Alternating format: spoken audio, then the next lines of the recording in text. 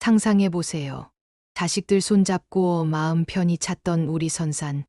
조상님의 숨결이 깃든 그곳이 어느 날 갑자기 흔적도 없이 사라진다면 기막힌 일이 아니겠어요. 전 그날 이후로 평생을 바쳐 지켜온 모든 것이 송두리째 뽑혀 나간 기분이에요. 이 모든 이야기의 시작은 20년 전 제가 이 집안의 며느리로 들어오면서부터였어요. 남편은 장남이었고 시댁은 유서 깊은 양반가라 할아버지, 할머니, 그리고 일찍 돌아가신 시어머니의 묘까지 모두 선산에 모셔져 있었죠. 그 선산은 그저 땅이 아니라 저희 가족의 역사이자 대대로 이어져 온 자부심 그 자체였어요. 봄이면 파릇한 새싹이 돋고 가을이면 붉게 물드는 단풍 아래 조상님들이 평화롭게 잠들어 계신 모습은 제 마음에 늘 평온함을 안겨주었답니다. 특히 제 아들 민준이가 어릴 적부터 그 선산에 가서 뛰어놀며 엄마, 할아버지 여기 계시죠? 저도 나중에 여기 묻힐 거예요. 라고 말할 때마다 저는 가슴 벅찬 감동을 느꼈어요. 우리 집안의 뿌리, 그걸 지키는 게 제 역할이라 생각하며 살았죠. 명절마다 온 가족이 모여 벌초를 하는 날이면 남성들은 땀 흘려 풀을 베고 여성들은 정성껏 제사 음식을 준비하며 가족의 유대감을 다졌어요. 그 풍경은 제 삶의 가장 아름다운 한 폭의 그림과도 같았답니다. 제 이름은 김선영, 올해 72세가 된 이 집안의 맏며느리이자 이젠 시어머니예요. 젊은 시절부터 한평생을 이 집안과 선산을 위해 헌신했죠. 전통과 예절을 중시하고 가족의 화목을 가장 큰 가치로 여기며 살아왔습니다. 제 아들 민준이는 착하고 순종적인 아이였어요.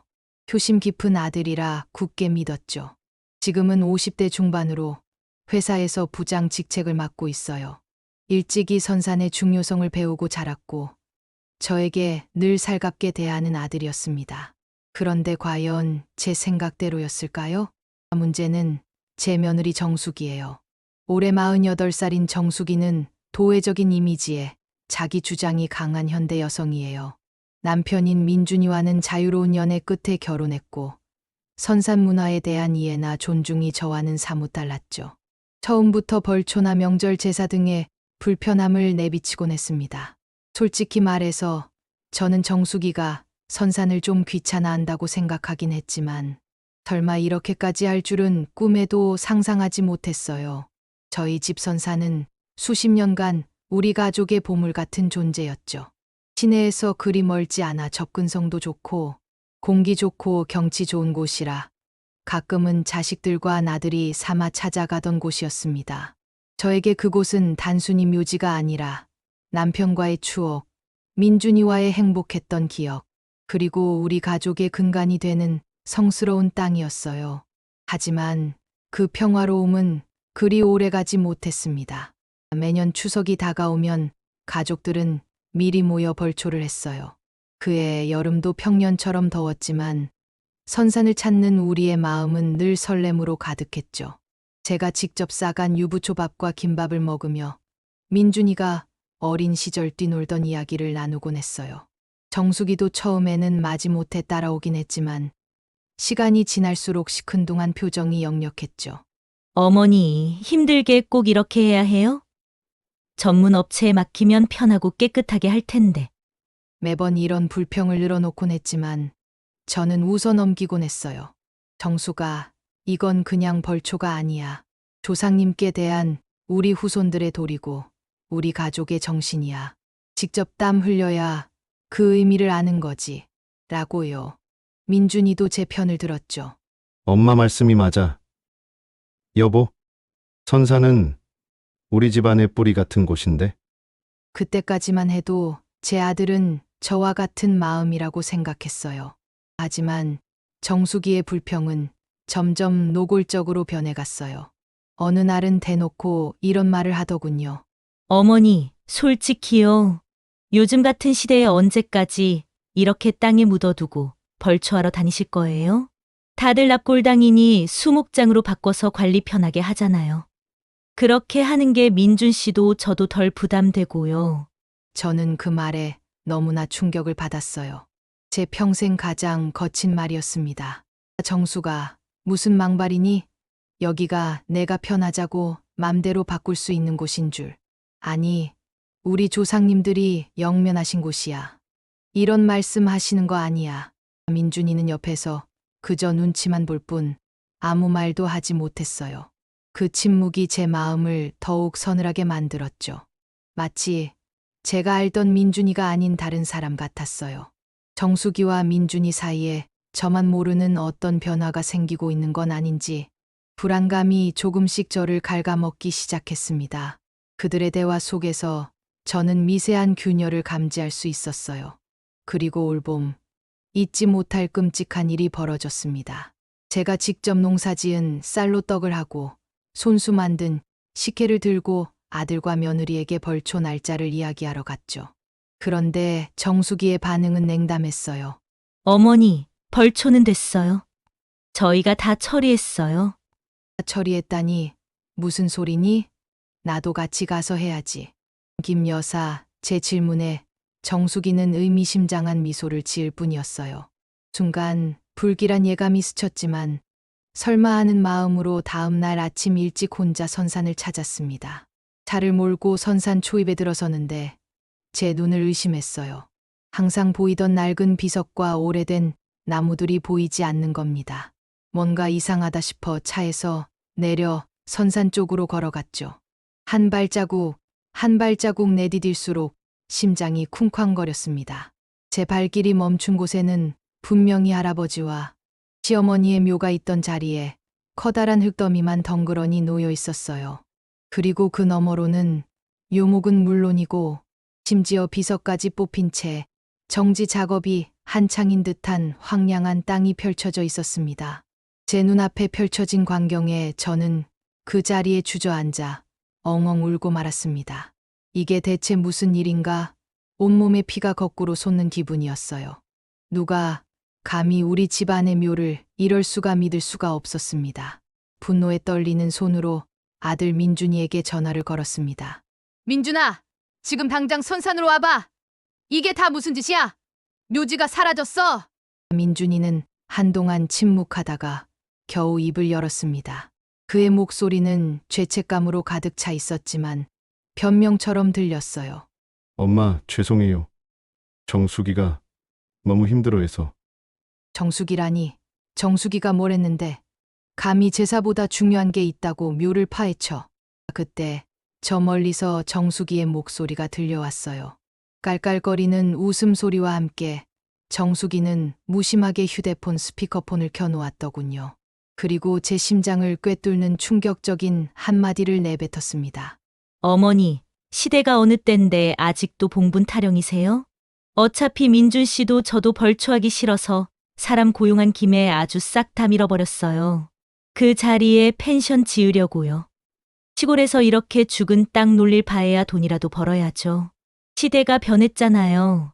정수기의 당당한 목소리, 그리고 그 말에 저는 그 자리에 망연자실 주저앉고 말았습니다. 묘지 옆에 펜션을 짓는다고? 조상님의 묘를 없애고 가족의 뿌리를 파헤치고 펜션을 짓는다고? 그 말에 제 영혼이 찢겨나가는 듯했습니다. 가슴이 너무 아파서 더 이상 숨을 쉴 수도 없었어요.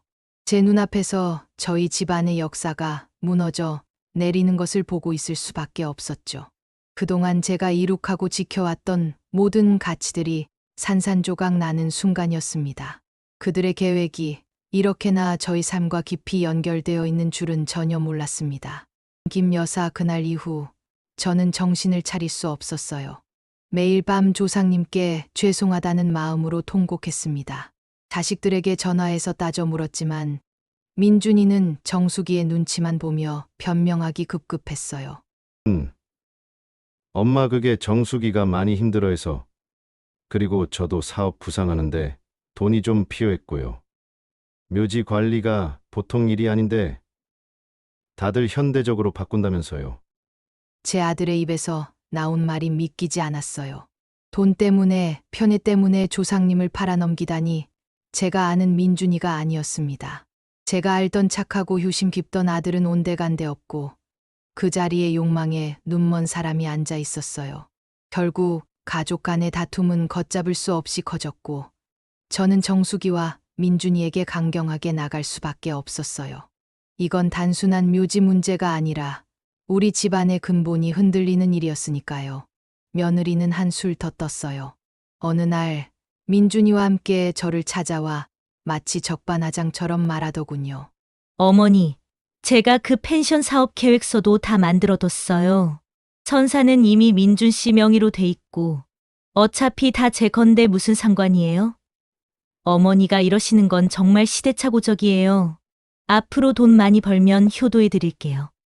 펜션 지어서 돈이나 더 벌어야죠. 그 뻔뻔한 모습에 저는 더 이상 대화를 할 필요를 느끼지 못했어요. 제 친정 오라버니께 이 사실을 알렸고 오라버니는 저와 함께 선산이 위치한 마을 사람들을 찾아갔습니다. 이미 정수기가 공사를 시작하기 전부터 마을 사람들에게 펜션 사업 이야기를 하며 인사를 다니고 있었다더군요. 모두가 쉬쉬하며 저희 눈치를 보았어요. 어떤 이는 이렇게 말했습니다. 아이고, 김 여사님. 며느님 사업 수완이 대단하시네. 벌써부터 건물 설계까지 다 해놓으셨더라고요. 요즘 시대에 누가 옛날 묘지 지킨다고 고생해요. 다들 합쳐서 현대적으로 바꾸는 추세라던데. 그 말을 듣는 순간 제 심장이 다시 한번 내려앉는 것 같았습니다. 마을 사람들까지도 며느리의 편을 들고 저를 구시대적인 사람으로 여기는 분위기였어요. 저만 이런 생각을 하고 사는 건가 하는 자괴감마저 들었습니다. 하지만 저는 포기할 수 없었어요.